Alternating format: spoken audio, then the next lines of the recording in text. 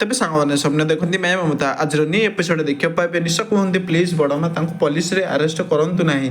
ତାପରେ ବଡ଼ବାପାକୁ କୁହନ୍ତି ସେ ଯାହା ବି ହୁଅନ୍ତୁ ନା ମାନବ ଏବେ ମୋ ହଜବେଣ୍ଡ ମୁଁ ମାନୁଛି ସେ ଭୁଲ କରିଛନ୍ତି କିନ୍ତୁ ଏତେ ବଡ଼ ଅପରାଧ କରିବାର ସାହସ ସେ କେବେ ବି କରିପାରିବେନି।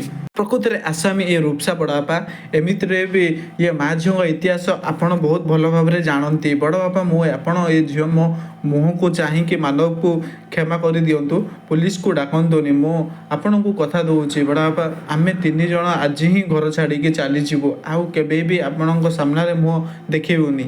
ତାପରେ ଆନନ୍ଦ କୁହନ୍ତି ନିଶା ତୁ କିଛି ବି ଚିନ୍ତା କରନା ମାନବର କିଛି ବି ହେବନି ହେଲା। ରୂପସାକୁ କ୍ଷମା କରାଗଲା ପୁଣି ଏପଟେ ରହିବାକୁ ଦିଆଗଲା। ରୂପସାଙ୍କୁ ଆରେଷ୍ଟ କରାଇଲେନି ତେଣୁ ମୁଁ ବି ମାନବକୁ କ୍ଷମା କରିଦେଲି। ହିସାବ ବରାବର ହୋଇଗଲା ମାୟା ତମେ ଯେମିତି କ୍ଷମା କରିଦେଲ ରୂପସାଙ୍କୁ ମୁଁ ସେମିତି ମାନବକୁ କ୍ଷମା କରିଦେଲି।